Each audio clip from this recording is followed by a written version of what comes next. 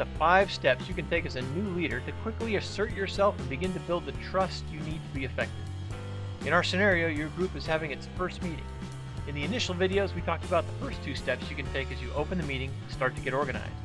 These involve positioning yourself as a leader and clarifying the roles of your teammate. Now, we're on to the 3rd step, which is to establish communication. You can't lead others if you can't communicate, right? So it's worth the effort to make sure that you can. Think about how you will need to interact with the members of your group, then establish or reinforce how the group will communicate. This should be both for future meetings and events and for contacting group members between meetings. You might want to pass out a copy of the future meeting schedule to everyone. Another good idea is to pass around a contact information sheet and have everyone fill in their data. Even better is if you have your secretary do this, then give everyone a copy at the end of the meeting. Be sure to let him know that you want him to do this so he can come prepared. It might go something like this.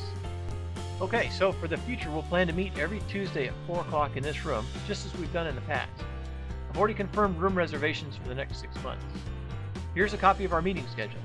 If there's going to be a change to the time or location, I'll get word to you ahead of time by email, and we'll post an update on our team's website. We need to make sure we can contact each other, so I've asked Bob to circulate a sheet for you to give us your most current information. Once it's filled out, Bob, could you make a copy for everyone? Teams can only function if they can communicate, so this is a top priority, and you are demonstrating competence by making sure you can communicate. Notice that you've also delegated someone else to do this function. This shows your intent to require people to fulfill the duties of their position, but notice also that you've coordinated this in advance so that Bob can arrive prepared.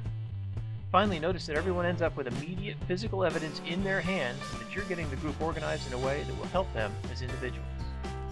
Figuring out how to communicate early on in your time as leader is critical to success and will help the group work together to achieve its goals.